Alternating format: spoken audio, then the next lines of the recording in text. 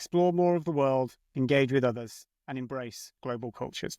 No, yeah, it's okay. Can I say? Yeah, go for it. Explore mais do mundo, conecte com os outros e abrace culturas globais. Perfect.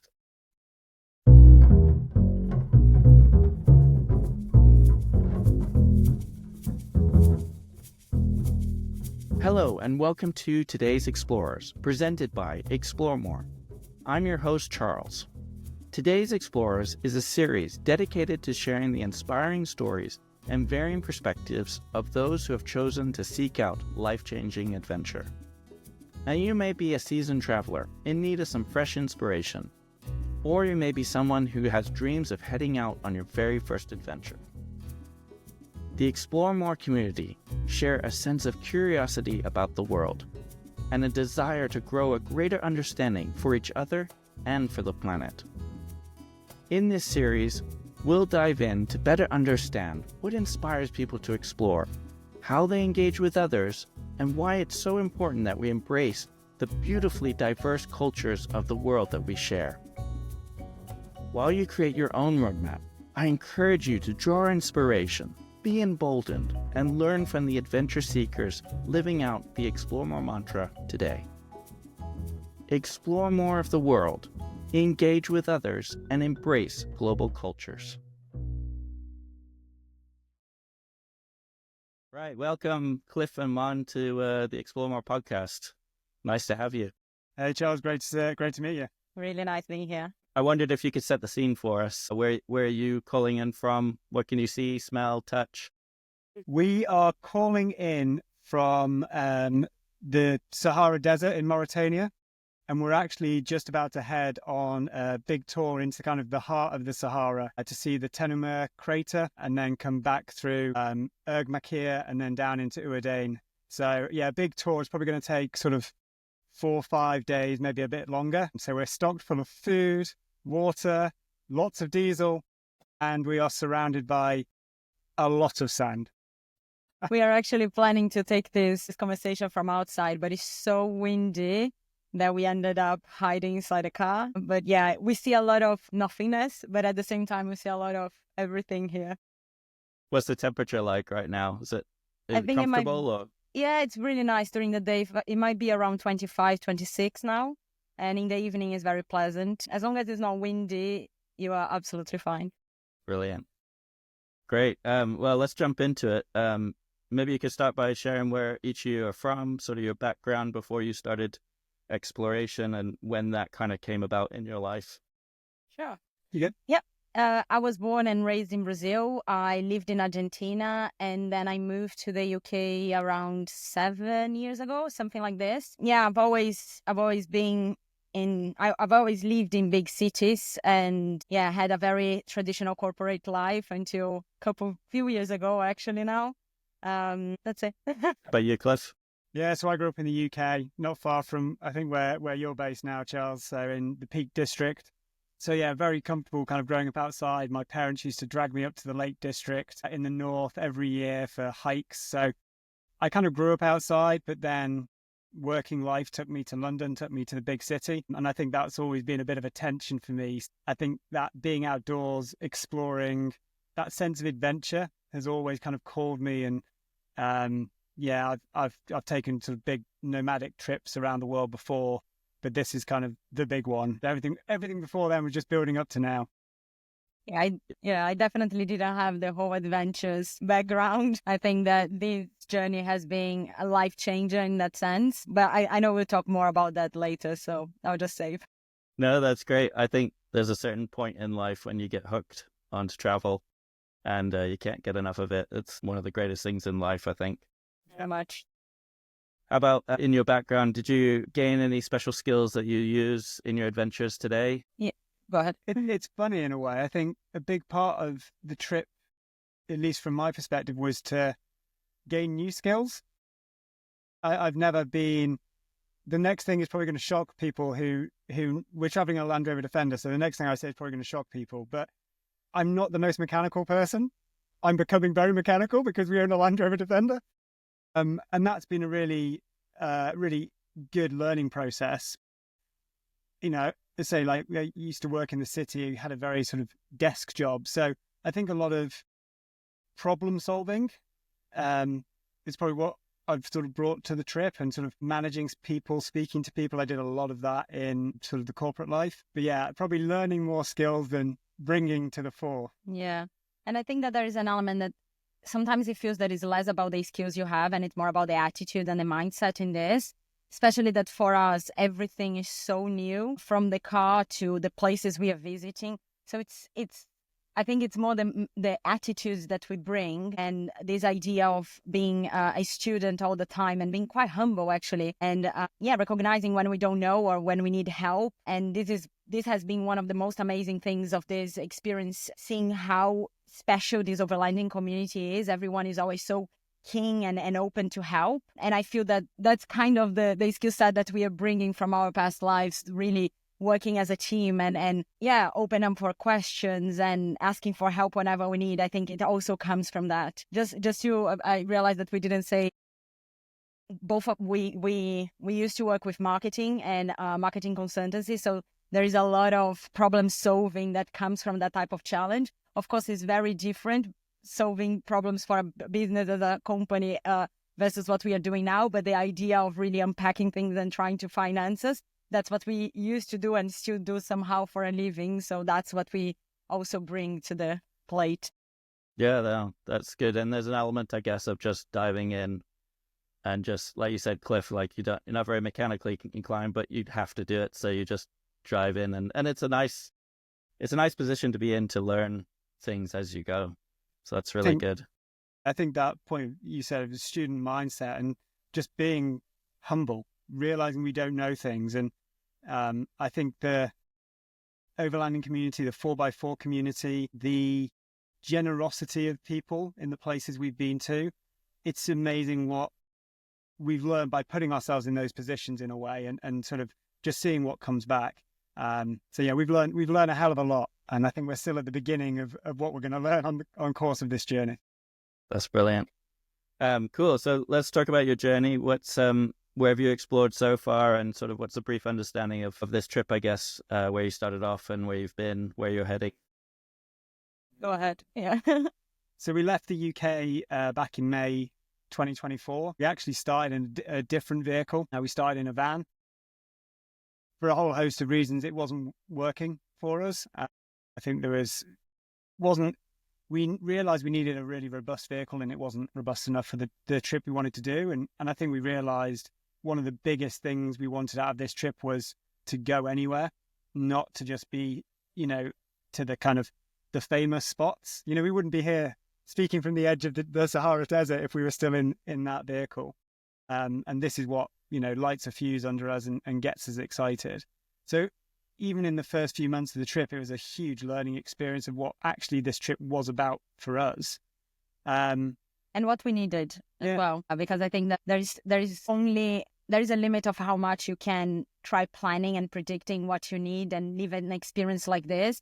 And we had to go out there with what we had in that moment to also understand what is essential. Because in a journey like this, you cannot carry everything. You need to really stick to the essentials. And we learned that at some point the hard way, but it was part of the journey as well. Yeah. So we were 2 months into the trip, heading towards the east. We were going to go, along at least part of the Silk Road. And we were in Albania at the time. We're like, nope, this isn't working. We drove all the way back to the UK. And within less than 3 weeks, we sold the vehicle, got the Land Rover, and we're back out in Montenegro. Wow. So it was a very stressful moment, but we haven't looked back since. And then the journey took us all the way to the east of Turkey. We spent a couple of months in Turkey before realizing we'd missed the window to go any further. It was too cold. It was too dark.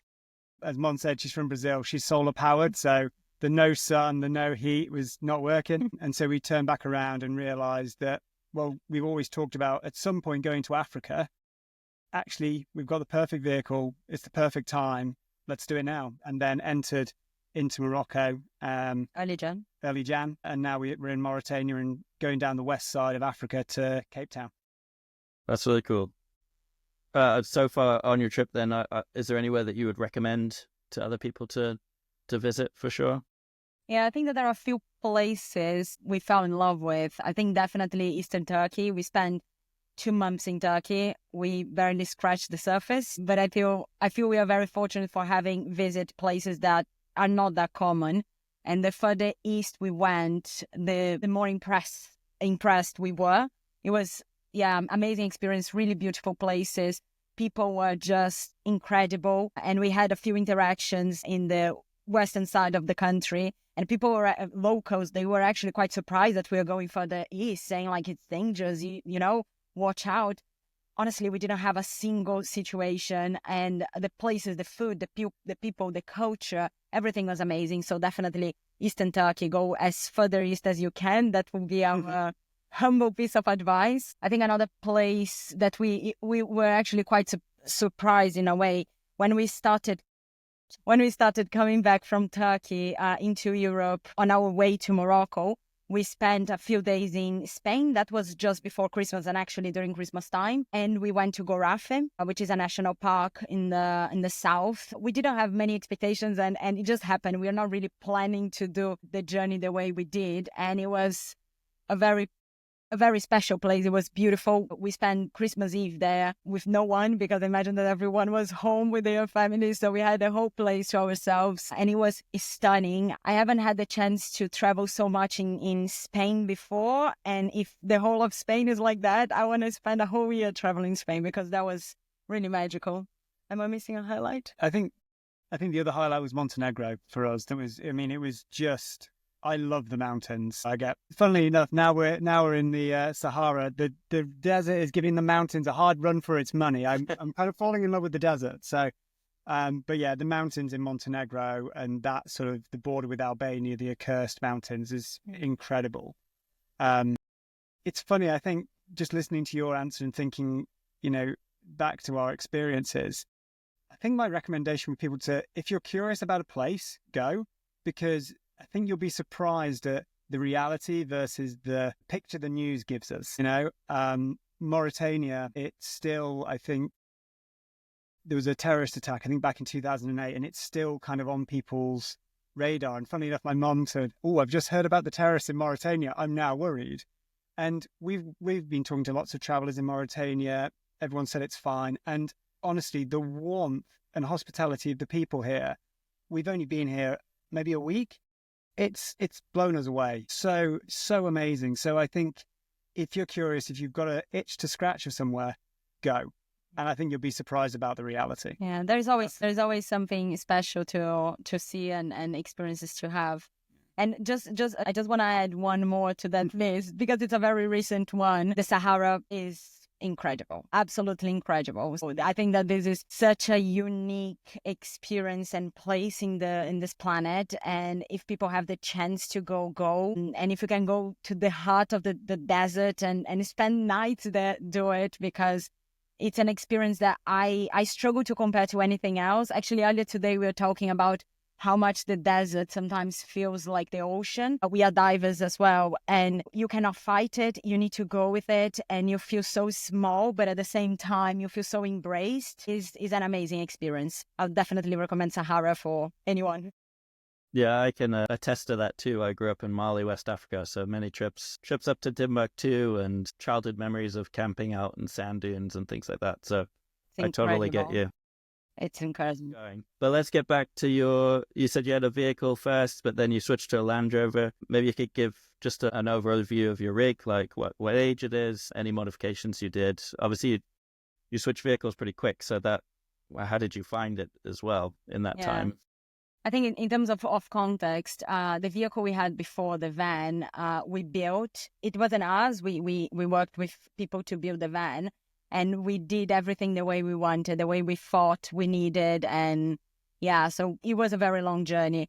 And the way that life happened last year and we had to make the shift really quickly, we had to find something that was adventure and expedition ready. So we had to be less precious in a way. But I think that we found an absolute gem. And I will let Cliff talk about it because it's sometimes I'm not sure if I am the love of his life or if his land is the love of his life. So I'll just let him talk because his eyes were just This is where I jump in and go, no. Yeah, it's fine.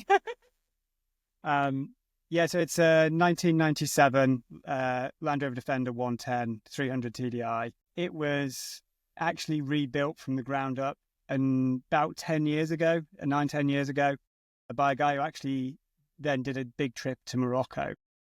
So as Mon said, it is expedition ready.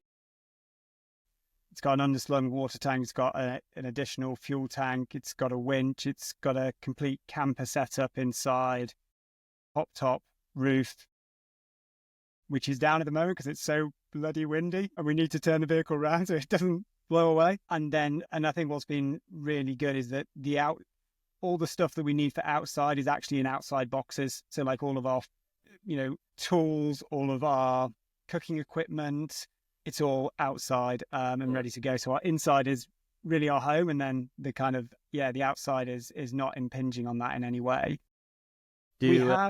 Sorry, I was just going to ask, do you cook inside or outside when you? So actually, these are some of the changes we made. So it actually had a built-in gas cooker inside. Coming to Africa, we were worried about finding fuel for that, reliable fuel. So we actually shifted to a Coleman stove, which sits in one of the outside boxes, which is amazing because it's given us so much more space inside because we've moved the stove, got rid of that stove. But it means we cook outside kind of all the time, not cooking inside with the Coleman. Yeah. And then we've actually put on just a drain pipe shower, which heats up brilliantly in the sun in Africa, which has been a really nice addition to the rig. And then the other thing we did was we had a whole upgrade of the electrical system because probably Cliff will talk about this in a bit. He's a photographer and we've been recording and trying to make videos and a lot of content with our travels. So we do have a lot of equipment. So we need to charge lots of things all the time. So we did an upgrade because, it just wasn't enough for us.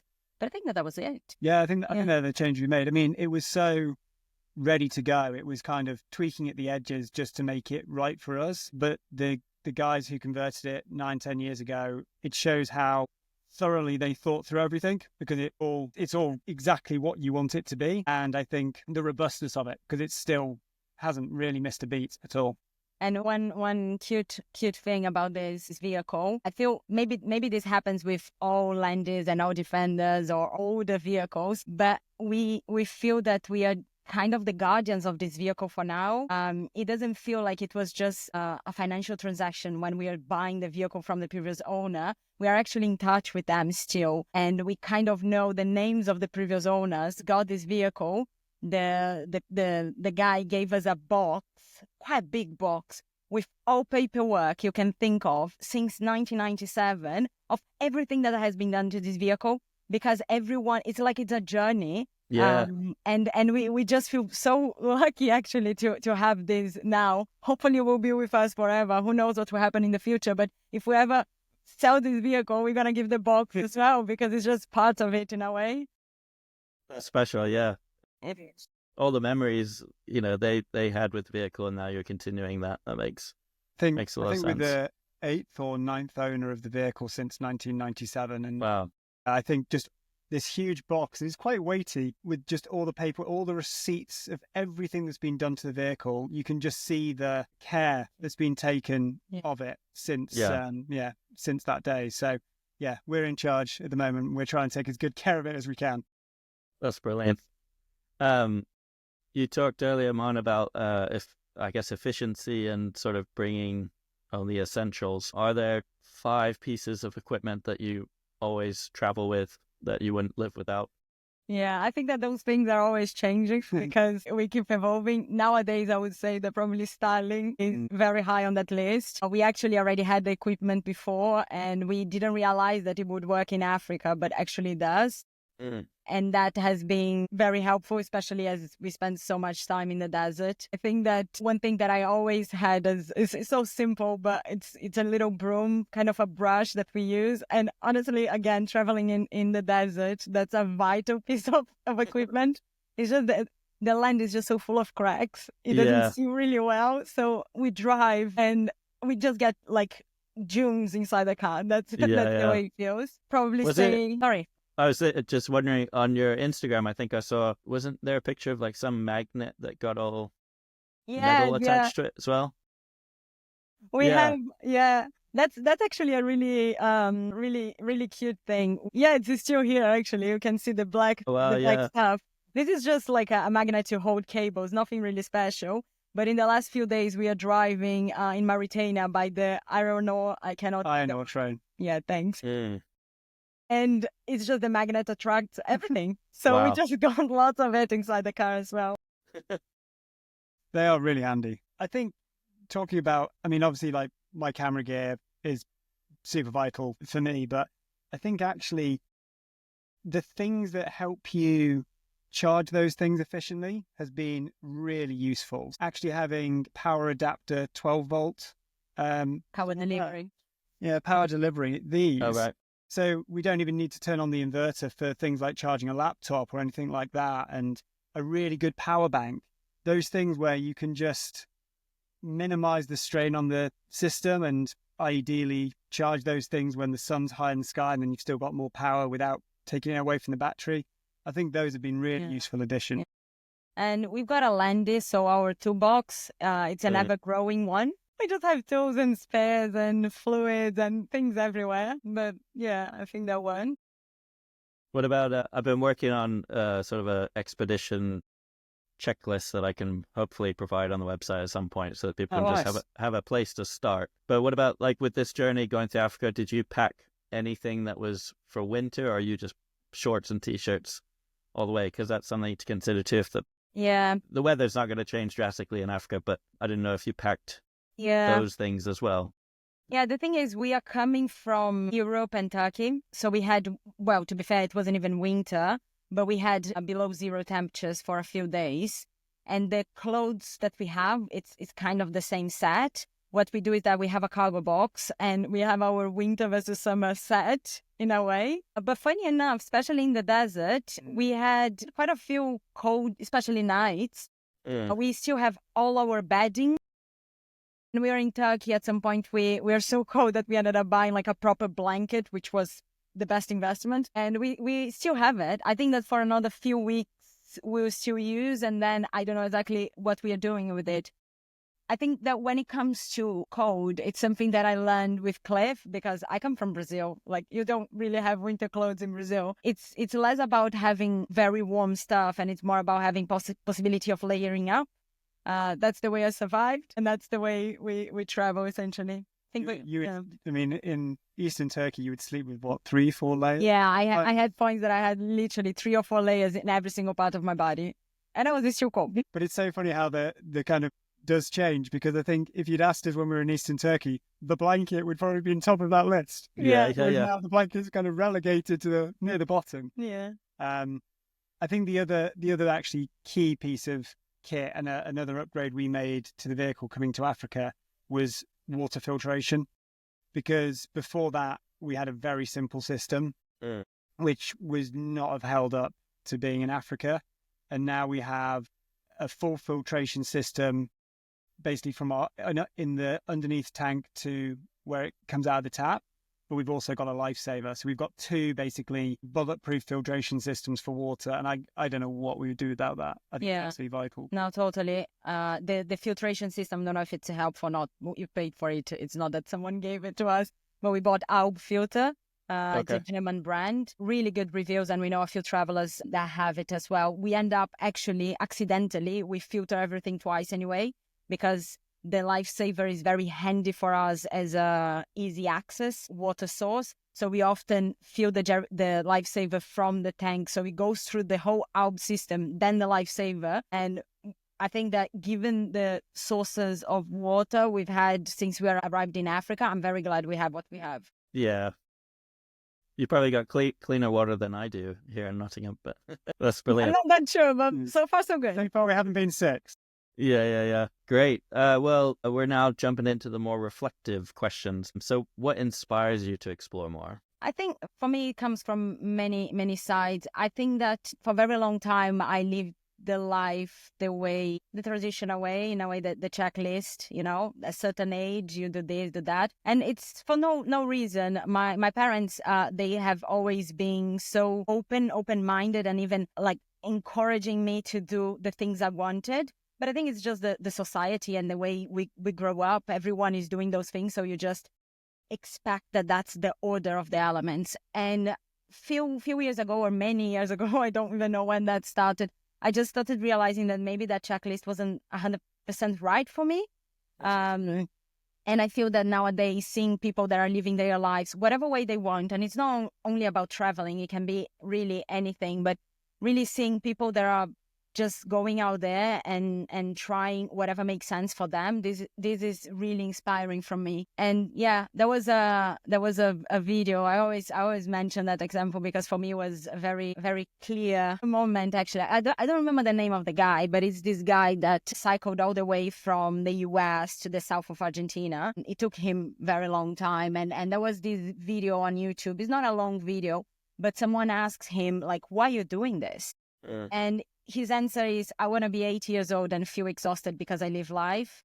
And it gives me goosebumps to even say that, because I feel that that's the way I feel. I feel that it's so easy that we get into a routine and time flies. To be fair, time flies when we are doing what we are doing, but every day feels so different. And that's what inspires me is knowing that who knows what we expect tomorrow, and that's fine. And yeah, it's just this idea of having the sense of novelty. And when you are a kid and everything is new and excites you, that's the way I've been feeling about this journey. And it keeps inspiring the journey on its own. Yeah. You? I mean, Mon has now stolen all of my answers. Sorry. No, but I agree with all of that. I think we're very much on the same page. So in a way, we both think very, very similarly. I think the only thing I would add is the kind of capturing those places inspires me, if that is in a picture, if it's part of a video, if it's that idea of almost telling the story is more important than the travel. And I really like the travel. Yeah. And so I think I'm finding more and more that's a big part of inspiration for me. What's the story in Mauritania? What's the story going to be in Senegal? And it's kind of pulls me on. Yeah. No, that's true. I guess a lot of that comes from engagement with people as well, both locals and other travelers. So how are you engaging with other people? It's perfect timing actually for you to even ask this. Yesterday we had this absolutely amazing experience. It wasn't the first time something like this happened to us, but it's so fresh in our minds. We are in Mauritania. We don't speak French. I speak Spanish, but it's just difficult to communicate with them because they don't speak Arabic. And so it's always that, when you travel and you just improvise. And we went to this bakery and I was waiting to pay and trying to communicate the best way I could. And then a guy behind me, it was really odd because I wasn't even speaking Spanish, but then he asked me in Spanish if I could speak Spanish. I was like, that was a bit odd. But then I answered and we started talking. It happens that he's a local, but he traveled many times to Spain and he knows lots of people. So he speaks really good Spanish. And we exchanged a few words. And I actually asked him, just because you are from here, it was kind of lunchtime. Do you have any recommendation, a place we can go and grab local food? Just like always try to get the local recommendation.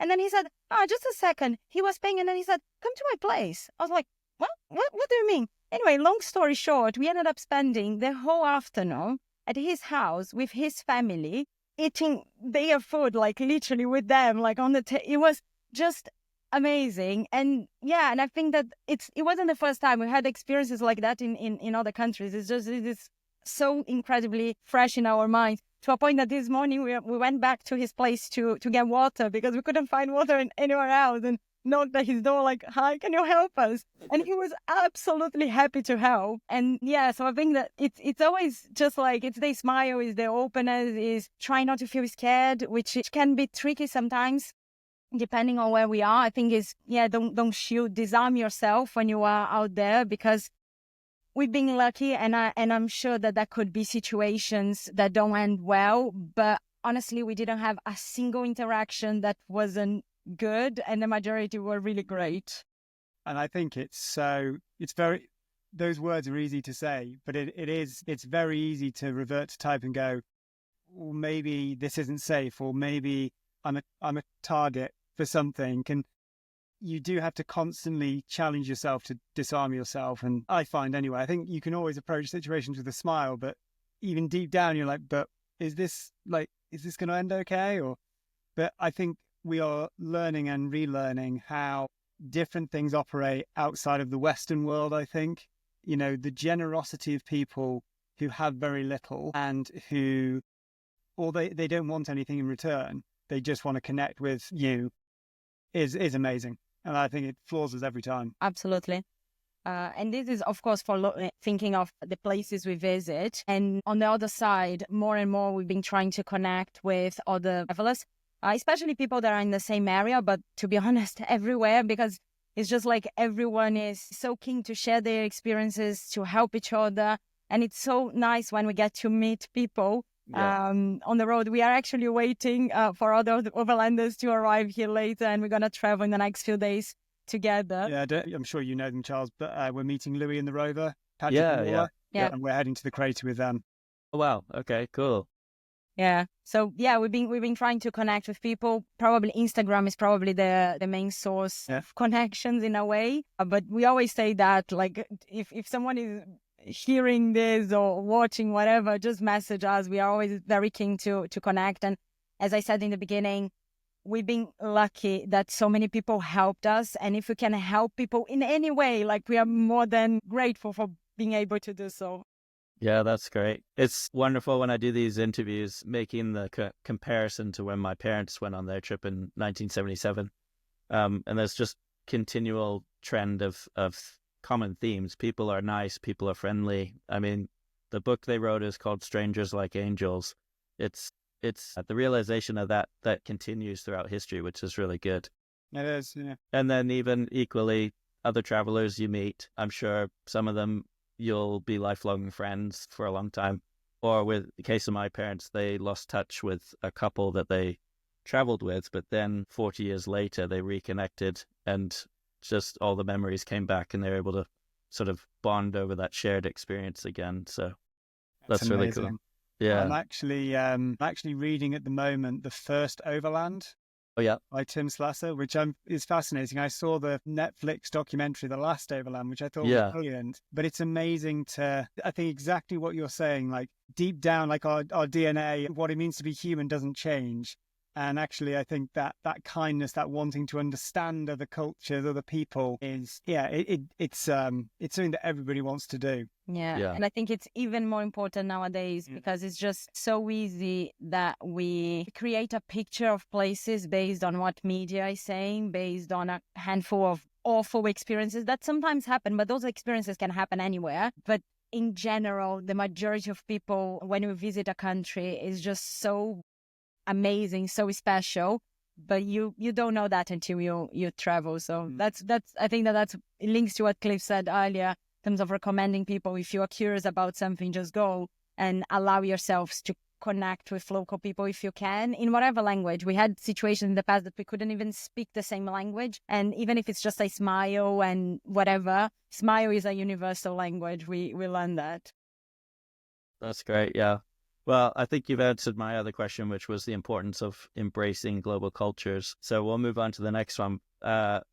What are your goals when you explore? I think for me, it is about, telling a story of a place. And I think it's always trying to find that what's the most unique angle of this place or these people that I can tell, because arguably, once you've seen a mountain, you've seen lots of mountains, right? They're all mountains, but what makes these mountains different, or what makes this part of the desert different?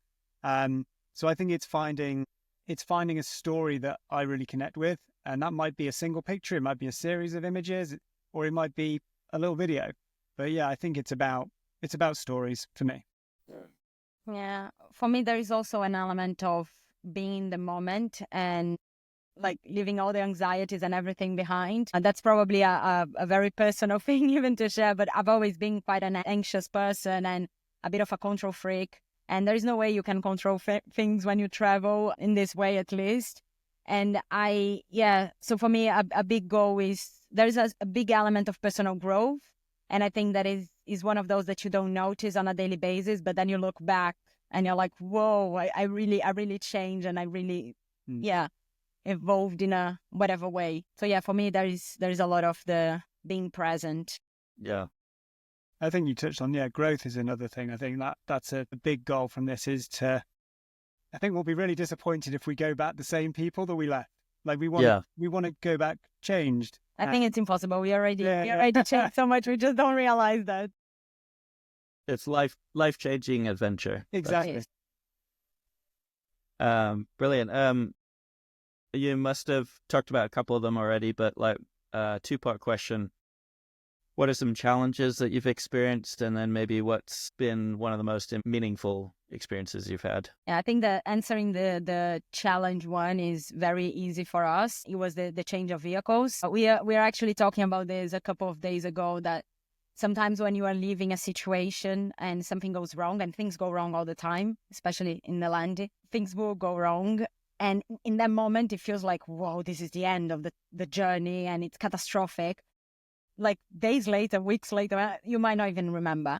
And it was actually interesting to look back, and the only moment that personally, and I know that Cliff is on the same page, that I remember being difficult, and I still realized that it was difficult, was when we changed the vehicle, because it was an emotional roller coaster in so many senses. And it wasn't an easy decision, and it wasn't an easy execution.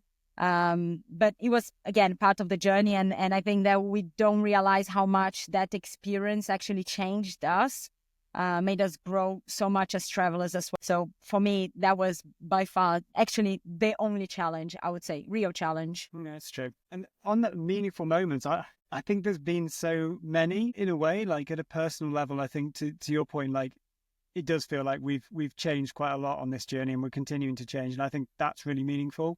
The connections we've had, which have changed the way, well, not even changed the way we think about other cultures, but made us realize the falsehoods that maybe get shared about certain cultures. I think that's super meaningful. And again, just shows deep down that, that level of humanity, we're all the same. Yeah. But there's more that connects us than divides us. 100%. And I think it's important for everyone, in whatever way you can, to everyone to be reminded of that as much as possible, because it's very easy to think differently. I'm just trying to think, like, what's a place or a moment of, like, one of the experiences we've had that was really meaningful. I feel this journey through the desert we're going to come out of this with it. Maybe you haven't experienced it yet. Maybe it's to come in this part. Yeah, or maybe we won't be able to answer this question until years have passed and we realize that was the moment that was most meaningful, Charles. Yeah. I think that there are definitely big highlights, and I think that the meaningfulness also, we are people. How do you say? Peoples. And we had the chance to connect with some people being travelers or locals. And some of the travelers actually that we met, they became friends for life. And it's crazy because some of them we travel for a few days or a few weeks together. And it's incredible how much how it feels that you've known each other for a lifetime. And I think it's because the values and the mindset is just so in tune. For me, this is definitely like a meaningful part of it. Yeah. And to build on that, when I was much younger, did the backpacking thing, and I think it was always interesting, like you make friends so quickly because things are so intense, and I think it's only intensified overlanding, and I wonder if it's because all of us kind of look for those moments of remoteness, right? We're trying to get away from people, and then we meet people and it's like, well, actually I quite like with people, and it's even more intense than backpacking because you're not fortunate enough to be around people that much, I think, traveling in this way. So I think that this is actually a very interesting point. It's not necessarily the question you raised, but I had a few times friends asking me like, oh, do you meet people all the time? Because you are always on the move. And I think that this is the biggest irony of overlanding, because the goal, not for everyone, but the majority of people we met and for us, is to get to the most remote places. That's when you feel like, yes, I've done it right. Like when I'm going to shower naked outside. That's when I've done it right. I where I needed to go. But the downside of that is that you can have like weeks on end without talking to other people, unless you need to go to a town and refuel and get whatever you need. But I think that's the balance we are always trying to strike in a way, because we want that experience of going remote and being just us and nature, because that's what we crave the most. But at the same time, you need to balance and try to find people, because that's how we grow a lot as well. That's interesting, because one of the other questions would be, you said when you go out on an adventure and you're soaking it all up and you're sort of on the go all the time, but what a sense of when you go back home to your home base, how do you explore locally? I mean, at the moment, Charles, our home, we're sitting in our home. Yeah. we don't have a home anywhere else in the world. So, yeah, so it's kind of exactly what we've been saying. But I think it's going to be really interesting, I think, when we do stop somewhere and we have four walls again, and that is our home. Because as you said rightly so earlier on, when kind of that travel hits you and it's in your blood, it never leaves. And I think how we're going to change and explore where we call home, I think will look completely different to what we used to do. I agree. But I have no idea what it will look like. Same. And just to build on what Cliff said at first, actually, you started asking your question, and when you use the word home, I stopped. Like, I don't even know how to answer that, because I cannot even tell you if home is Brazil, if home is the UK. Like, home is here. Home is where we park. That's generally how it feels nowadays. Yeah, I completely agree. Explore More has a mantra, which I'll read out again, which is explore more of the world, engage with others, and embrace global cultures. What does that mean to you when you hear that? I was thinking about this actually just before the call, and I can't quite remember what our answer was, but I think in a way, maybe it's been a bit of a through line of everything we've been talking about, Charles, that it's very easy for us to become quite siloed in the world and have our perspective and our point of view. And I think the calling to explore more, if that's places or other cultures, people, it couldn't be at a more important time in history than right now, because I think the world is becoming, it feels like it's becoming more divided. Mm-hmm. And I think we need to explore other cultures more and connect more with other people, other places, so that we don't. Yeah. And I think that there is an element, not saying that this is for everyone, because people need to do whatever works for them. But for us, it is something that needs to be active.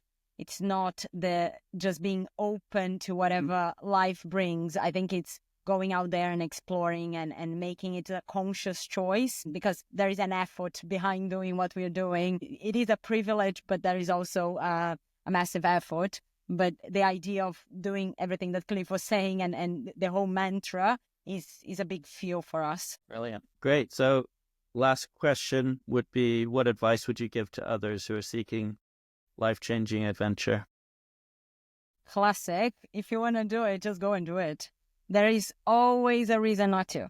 And I think this is for anything in life. There is always a reason to stay. There is always the challenge of money. There will probably be family situations, whatever it is. So it's just, if you have that and you want to do it, just do it. There will be trade-offs, and it's part of it. But there is never a better moment, and no one is getting any younger, right? So if you have the chance, just grab it. That's for me. No, I echo that completely. And there was a quote, I can't remember what the quote was, who it was by, but it was something like, "You'll never be this young again." And I think it's so true. We're not spring chickens, but we're at that point in life where a lot of our friends are settling down. They've got mortgages, they've got kids, etc.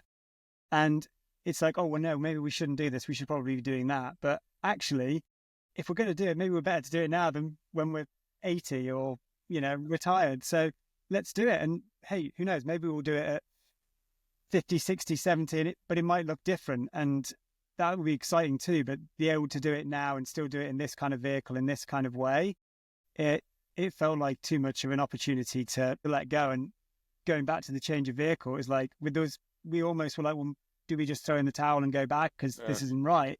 And that in a way would have been the easy decision. But we're like, no, we've set up our life to go and do this now in this moment. We've got to make it work. Yeah. No, I was going to ask one question I was thinking about adding in was another difference between when my parents did it and now is there's a pressure of like social media and like keeping people up to date. Do you feel pressured by that? Is that like, do you sometimes wish, oh, can we just enjoy the trip and not have to share with anyone? Like Been a tricky one for us. I think I love photography has been a big part of my life for 15, 20 years. And I love doing that. But I think I've also kept it kind of more just for me in a way. But I'm really keen to push it out there and share it and stuff. But it is quite tough. I think it's very easy to scroll through Instagram and see our journey, other people's journey, and go, wow, amazing, look at that. But it is tough. I don't know if we've even found the right balance. Like, I'd love to sit here and go, no, it's brilliant, but it's not. It is tough, and we struggle with it sometimes. Yeah, and I think that is very easy to see to let that take over the whole journey. Yeah. It's so easy when you see people that are producing lots of content. I don't know how they do, to be very, very honest.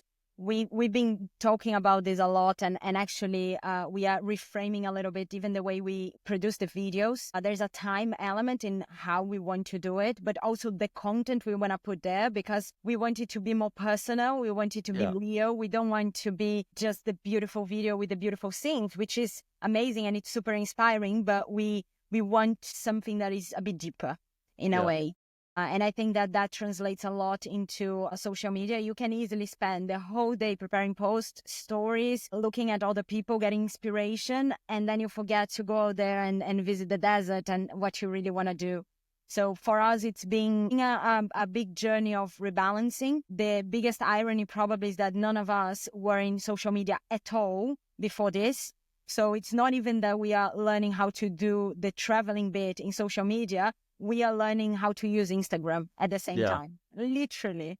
So, but I think it's an important tool, and it's an important tool for us to connect with people. It's also a way of keeping our friends and families in the journey with us, which is a big, big, big part for us as well. Yeah, and it has been, we started out with that Instagram, YouTube. Really, we said, friends and family, but it's been so inspiring to like post videos and have people who are following week in, week out and commenting, and you can tell from their comments that they're so engaged with what we're doing, and that inspires you to keep going. And again, I think it's that challenge that I love, that, as I said before, telling the story. But so I love that part. But then, as you said, like it takes so much time to produce this content. Then you recognize it does pull you away from the travel, but to tell those stories and take those images, you connect more with the place because you've got to find the UK. So it is a real tension, I think. Yeah. And I think I think we're getting better at it, but we're still balancing it. Yeah. That's interesting. It's a good question. Yeah. Sorry, it wasn't a very succinct answer. No. I think I'm going to add it in because it's just, it's an interesting pressure on it. And I think it's a very interesting point, especially for people, because the thing is, especially on Instagram, it's just so easy to think that everyone is having the most amazing time. Everything is perfect and every day is magical. And the reality of overlanding is, it's true that we probably have more amazing days more often than when you are in a life that is 9 to 6. Monday to Friday. We have moments or days that start amazingly, and in the end is a catastrophe. And those things happen, and the lows are very low. The highs are very high, but the lows are really low. But Instagram doesn't show you that. YouTube doesn't show you that. And in a way, we are also part of it because we don't show everything, not because we are hiding. And I think that's an interesting point. It's just because the idea of recording 24/7 is impossible. So, and especially when something is really low, the last thing you want to think of is grab the phone or grab the camera and let's record. It's just like, no, that's not right. And I imagine that many other travelers face the same thing. So I think that one of your questions, that is, what is the advice you would give to people that want to go and do it, is use Instagram in a way as inspiration, because it is an amazing source of inspiration, but try not to let that add pressure, because it's so easy that becomes overwhelming. Yeah. I totally agree. It's sorry, you've asked one question. Now it's sparking other thoughts in my head. It's to your point about one thing that Instagram doesn't show is the level of convenience you've given up to do overlanding. Yeah. You know, it's like there are so, I mean, you know this, and I know your parents will know this as well, right? But everything you need to do, there's a long list of things you need to do to be able to live on the road. And all of those things take longer than if you had a home. Yeah. So you suddenly go, hold on, my entire day has just gone, and I've basically got groceries, got water, it's crazy. Like the inconvenience to travel this way, it can mount up.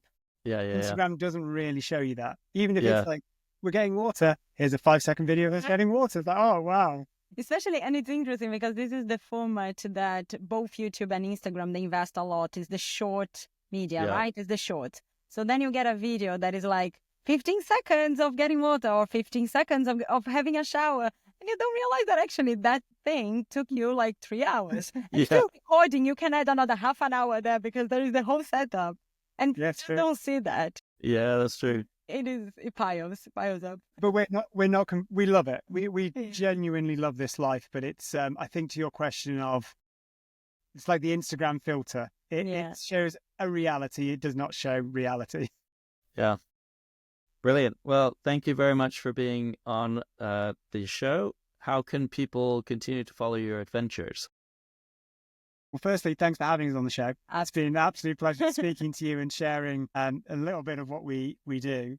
Following us, we are And Other Horizons. That's all one word, on Instagram and on YouTube.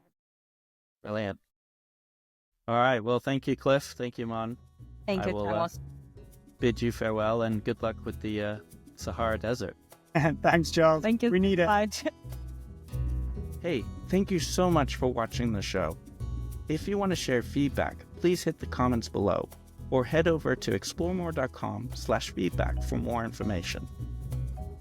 If you want to see more interviews and other content, then please hit the subscribe button. Cheers.